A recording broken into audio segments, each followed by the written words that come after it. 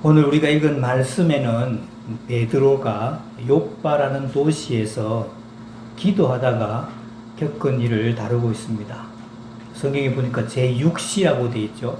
시각이 6시라고 하는데 성경에 나오는 시간들은 해시계입니다.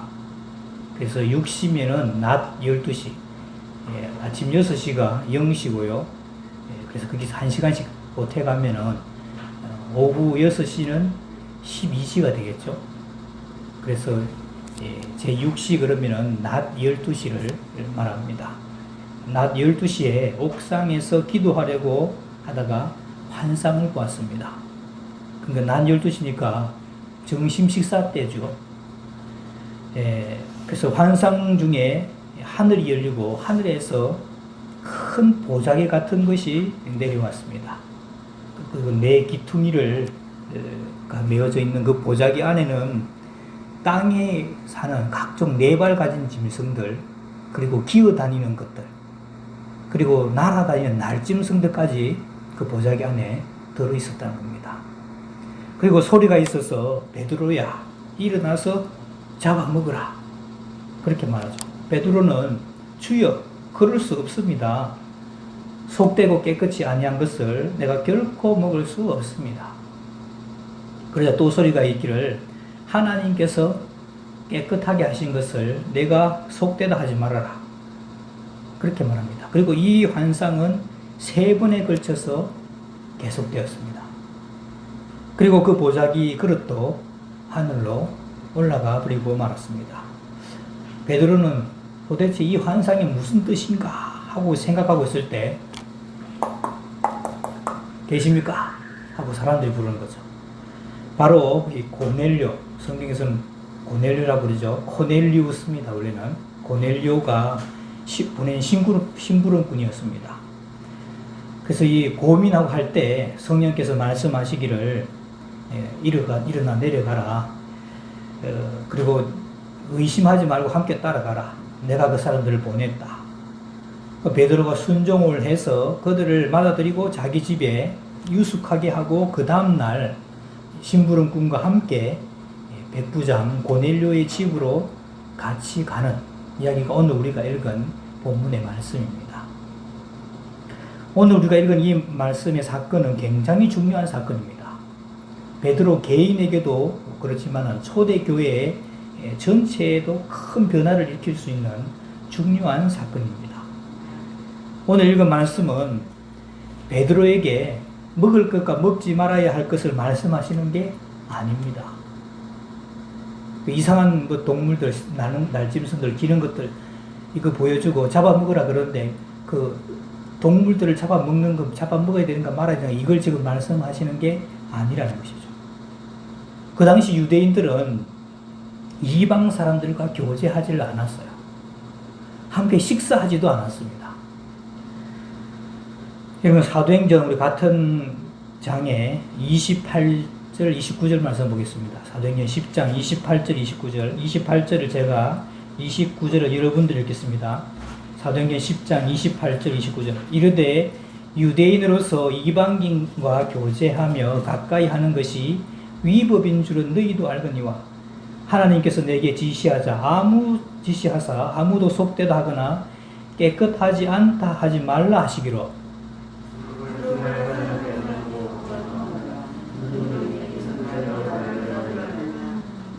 네, 여기 보면 베드로는 보자기 안에 담긴 부정한 동물을 잡아먹으라 이 의미가 이방인과 교제하라 이것으로 받아들이는 겁니다. 이렇게 이방인들과 교제하지 않는 것은 베드로만 가지고 있는 생각이 아니라 그 당시 모든 유대인들이 다 가지고 있는 그런 생각들이었어요. 이방인들과 교제하거나 식사하지도 않는 겁니다. 여러분 예수님 때 사마리아 지역에서 수가성이라는 그 성에 가시죠. 그래서 사마리아 우물물을 기르는데 수가성의 한 여인과 우물에서 만나죠. 그래서 예수님 그 여인에게 물 좀 달라고 하죠. 그랬더니 그때 그 수가성 여인의 답이 무엇이었습니까? 당신은 유대인이면서 사마리아 사람인 나에게 물을 달라고 하십니까? 물 달라고 하는데 오히려 대묻습니다. 있을 수 없는 부탁을 했다는 것이죠. 한 가지 더 예를 들어보자면 예수님이 한 번은 제자들과 함께 저 이스라엘 북쪽 두로 지방 쪽으로 가게 됩니다. 그러니까 이스라엘 지역을 벗어난 것이죠. 그때 귀신 들린 딸을 데리고 온 수로보니게, 이방 여자입니다. 수로보니게 여자가 있었습니다. 여자가 와서 자기 딸이 귀신 들렸으니까 자기 딸을 위해서 간청을 하는데도 예수님은 본체만체 무시를 하십니다. 그 옆에 있는 제자들이 이거 보다 못해서 자꾸 시끄럽게 하는데 어떡합니까?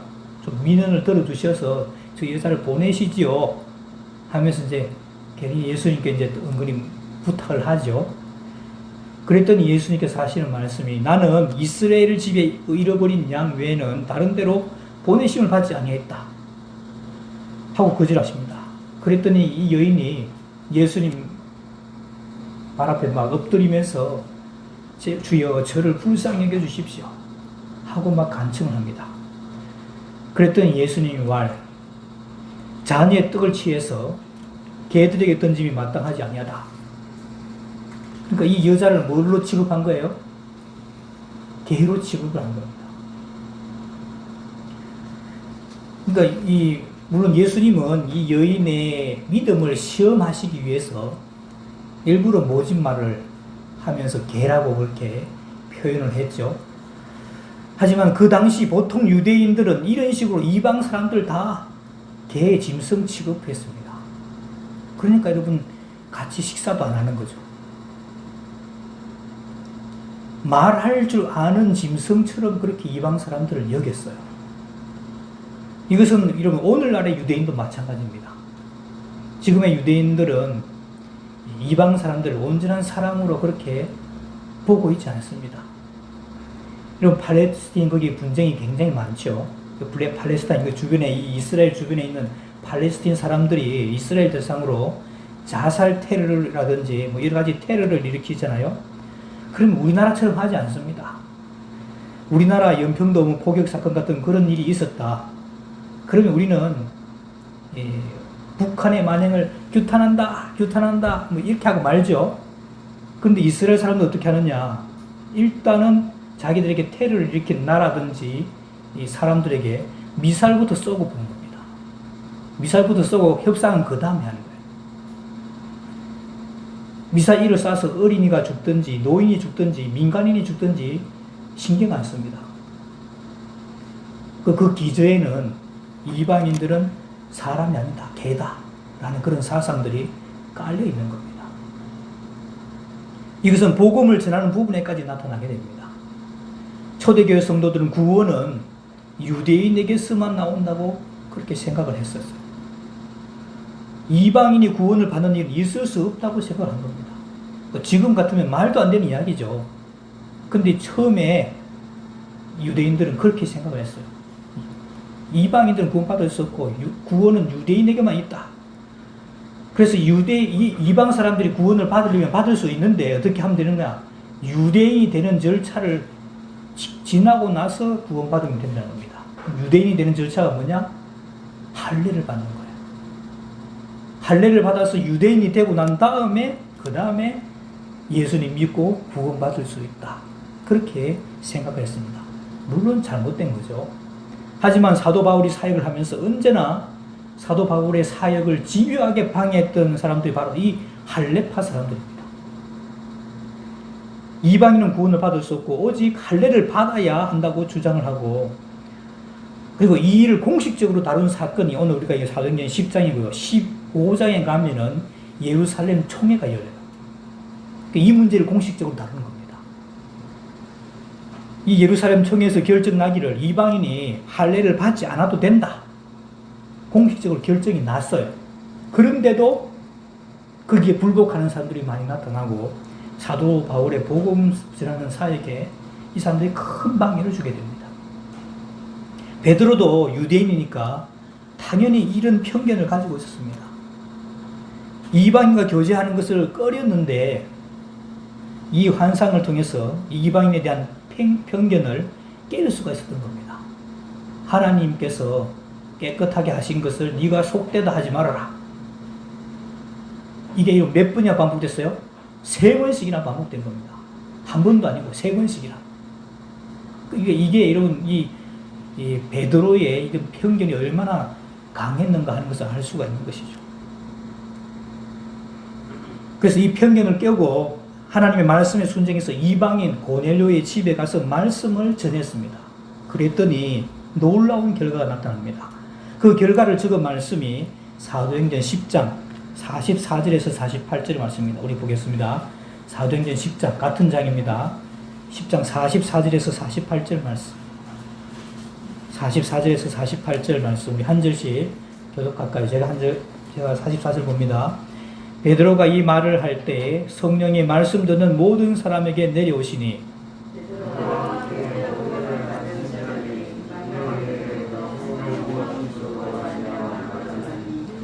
이는 방언을 말하며 하나님 높임을 들음이라.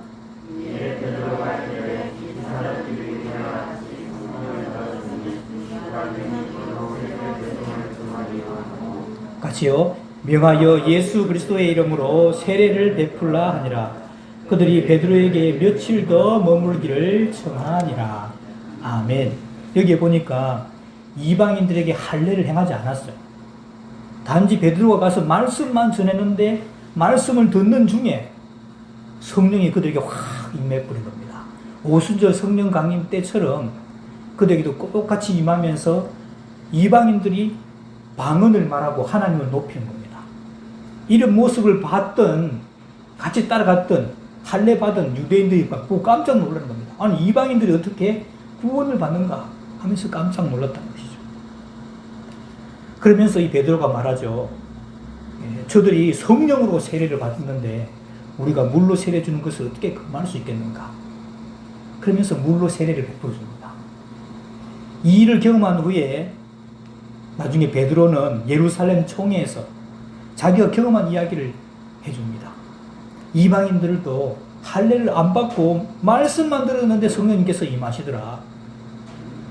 우리가 어떻게 성령님을 거스를 수가 있느냐 하면서 할례를 받지 않아도 구원을 받는데 아무 걸림이 없다. 이걸 주장하게 됩니다. 그러면서 이제 예루살렘 총회에서 할례 받지 않아도 된다 하는 쪽으로 결론이 나게 되는 것이죠. 그럼 또다시 이런 환상으로 한번 돌아가 보겠습니다. 베드로가 환상을 봤을 때 하늘에서 보자기 같은 게 내려왔죠. 왜 하필이면 보자기 같은 그런 그릇이 내려왔을까 하는 겁니다. 저는 여기에도 하나님의 메시지가 있다고 봅니다. 보자기라는 말은 성경 전체를 통틀어서 이 베드로가 본 환상하고 관계되어진 10장과 11장에만 나옵니다. 11장에는 자기가 본 환상을 설명하면서 그 이야기를 해요. 이 보자기라는 것은 옛날부터 지금까지 다양한 곳에서 많이 사용하고 있는 겁니다. 보자기를 사전에서 찾아보면 물건을 싸서 들고 다닐 수 있도록 네모지게 만든 천 이렇게 되어 있습니다. 보자기는 포장을 하거나 또 보관하거나 운반하는데 많이 사용합니다. 저는 어렸을 때 깡시골에서 살았습니다. 제가 이야기해보면 저는 워낙 깡시골에 살아서 저보다 한 10년 이상쯤 되는 연배가 높으신 분하고 이야기하면 시대가 좀 맞는 것 같아요. 하여튼 깡시골에 살았는데 그래도 제가 어렸을 때 책가방이 나왔습니다. 책가방이 나왔는데 책가방 메고 학교 가잖아요.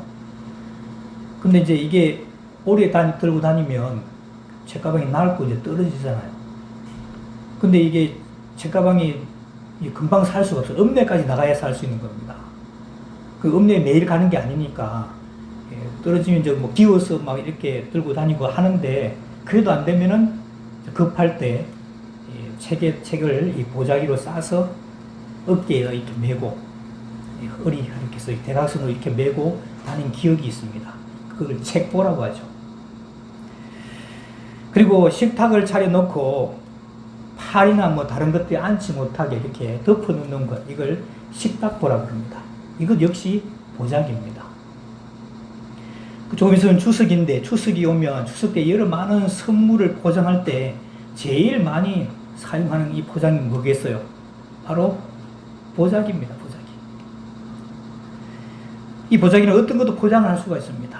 뭐 정종병도 길쭉하잖아요. 그것도 포장이 가능하고, 네모난 책도 포장이 가능하고, 사과 박스도 포장이 가능하고, 수박도 포장이 가능합니다. 어떤 것도 다 쌀 수가 있습니다. 크기만 크면 모든 것 다 쌀 수가 있는 겁니다. 요즘도 많이 사용하는데, 드라마를 보니까 제가 직접 보지를 못했어요. 검사들이 재판하는 그 공판장에 서류 들고 갈 때 어디에 싸가요? 보자기에 싸고 들고 가요. 그리고 하필이면 이 가방도 많을 텐데 왜 보자기에 싸고 갈까? 제가 의아해했는데 보니까 이 보자기는 아무리 많은 것도 큰 보자기면 다 들고 다닐 수 있고 편한 겁니다. 예를 들어서 물건을 포장해 갔다가 물건이 다 없어지게 되면 그냥 뚝 말아서 호주머니 넣고 와도 되는 것이죠. 그리고 이 보자기라는 것이 편리함에 착안해서 아마 만들어낸 것이 아마도 시장 바구니인 것 같습니다. 시장에 갈 때 우리 주부들이 호주머니 아무것도 없는 것 같은데 물건 다 사고 나서 그걸 보면 뭐 한 개 들고 와요. 이 시장 바구니죠. 시장 바구니 좋은 게 그런 겁니다. 호주머니 속에 넣어갔다가 나중에는 가방이 돼서 들고 오는 겁니다. 이게 다 이 보자기에서 나온 아이디어 같더라고요. 지금은 돌아가셨는데 이어령 교수가 쓴 이어령의 보자기 인문학이라는 책에 보면 동양의 보자기 문화와 서양의 가방 문화를 비교합니다. 보자기 문화는 싸는 문화라면 이 가방 문화는 넣는 문화라고 하는 것이죠. 보자기처럼 어떤 것을 감싸는 그런 식의 문화가 동양의 문화인 반면에 일정한 틀 속에 집어넣는 가방 문화가 서양의 문화라고 하는 겁니다. 서양의 대표적인 복식 가운데 양복이 있죠. 양복 우리 멋지게 우리 이 집사님 입고 하는데 양복이 있습니다. 양복이라는 것은 정해진 사이즈가 있는데 그 사이즈 안에 몹을 이렇게 집어넣어 맞추는 겁니다. 아니면 이제 몸에다가 그 사이즈를 맞는 옷을 입는 것이죠. 사이즈가 맞지 않으면 절대로 그 옷을 입을 수가 없습니다. 처음에 입을 때 맞을지라도 몸이 불어나거나 줄어들게 되면 그 옷을 입을 수가 없는 겁니다. 근데 동양의 복식은 한복입니다. 한복은 맞추는 게 아니고 그냥 싸는 것이죠. 그래서 내 몸이 옷 속에 딱 들어가면 옷이 나를 이렇게 감싸게 되는 겁니다. 그래서 옷을 다 입고 나면 뭐예요? 줄로 매죠. 그리고 여자분들은 옷걸음 좀 매는 겁니다. 맸다 풀었다 이렇게 하는 것이죠. 그의 주장은 서양의 옷은 일정한 틀이 있어서 틀에 맞지 않으면 사람의 몸이 들어가지 못하지만 동양의 옷은 싸는 문화이기 때문에 어떤 몸도 감쌀 수가 있다는 것입니다. 보자기가 어떻게 모든 것을 다 수용하고 포용할 수 있을까요? 그것은 보자기 자체의 틀이 없기 때문입니다. 보자기가 틀이 없기 때문에 어떤 것이라도 다 쌀 수가 있는 것이죠. 어떤 형태든지 다 수용하고 포용할 수가 있는 겁니다. 오늘 본문에는 여러분 베드로에게 하늘에서 내려온 동물들을 잡아먹으라고 합니다. 하지만 베드로는 잡아먹을 수 없다고 합니다.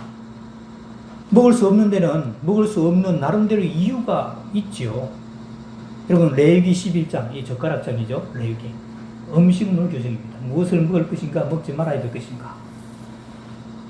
그게 규정에 보면은 그 네 발 달린 것 같으면은 쪽발이 갈라지고 그리고 대새김질 하는 것 이런 거 먹을 수 있다고 그렇게 되어 있죠. 근데 그런 규정에 보면은 먹을 수 없기 때문에 못 먹는다고 그렇게 이야기합니다. 또 경험상 한 번도 먹어본 게 없다는 겁니다. 그래서 못 먹는다는 거죠. 그리고 유대인의 상식에 맞지 않기 때문에 먹을 수 없다고 하는 겁니다. 그래서 베드로가 먹지 못한 데는 자기 나름대로의 자기의 틀이 있었기 때문에 자기의 틀과 비교해서 그 틀과 맞지 않으면 그것을 수용할 수가 없는 겁니다. 근데 재미있는 것은 일어나 잡아먹으라 라고 말씀하신 분이 누구인지 알았다는 사실입니다. 우리 13절 14절 오늘 본문이죠. 13절을 제가 읽고 이러면 14절 읽겠습니다. 또 소리가 있으되 베드로야 일어나 잡아먹으라 하거늘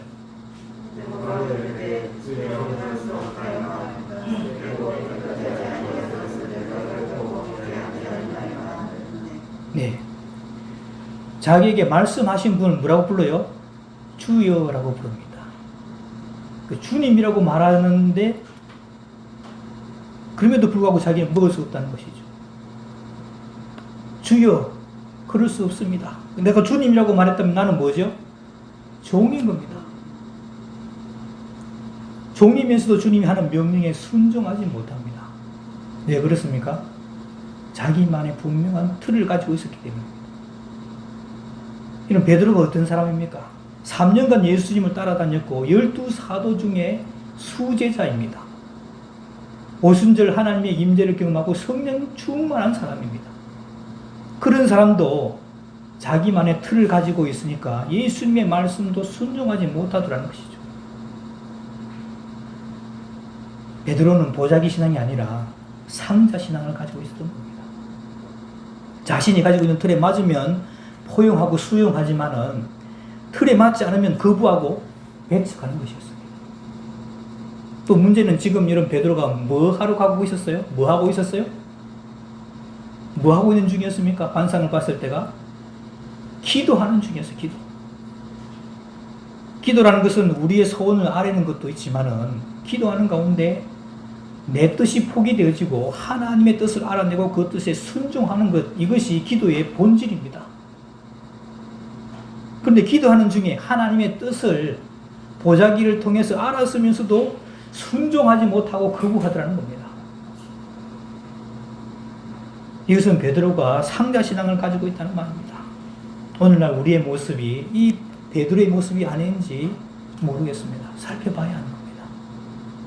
예배드리러 나오기는 나왔는데 말씀을 듣고 있는 이 순간에도 내가 가지고 있는 틀, 나의 생각, 내 사고, 내가 갖추고 있는 이 규격 안에 딱 들어오지 못하면 주님의 말씀이라도 배척하고 있지 않는지 나를 살펴봐야 한다는 겁니다. 베드로는 처음에는 주여 그럴 수 없습니다 라고 했지만은 환상을 3번씩이나 보고 난 다음에 그 다음에는 깨닫게 되는 겁니다.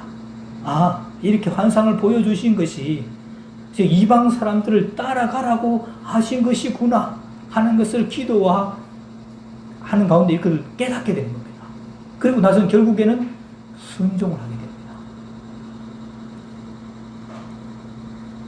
순종을 해서 모든 유대인들이 가지고 있던 그 상식, 편견을 다 깨고 이방인들 앞에 고넬료와 그 집안 사람들이 모인 사람들 앞에서 하나님의 말씀을 증거합니다. 이건 그전에는 이런 일이 없었어요. 이방 사람들에게 복음을 전하는 일이 없었어요. 근데 이 환상을 보고 나서 베드로가 이 편견을 깨고 난 다음에 이방 사람들에게 복음을 전하기 시작한 겁니다. 그리고 그들에게도 성령님이 임하시는 것을 보게 되었고 그들을 예수님께로, 주님께로 인도하게 되었습니다. 저와 여러분도 마찬가지라고 생각합니다. 상자와 같은 내 틀을 버리고 보자기처럼 포용할 마음으로 주님의 말씀을 들으시기 바랍니다. 그러면 놀라운 역사들이 여러분의 삶 가운데 일어나게 될 줄로 믿습니다. 기도하겠습니다.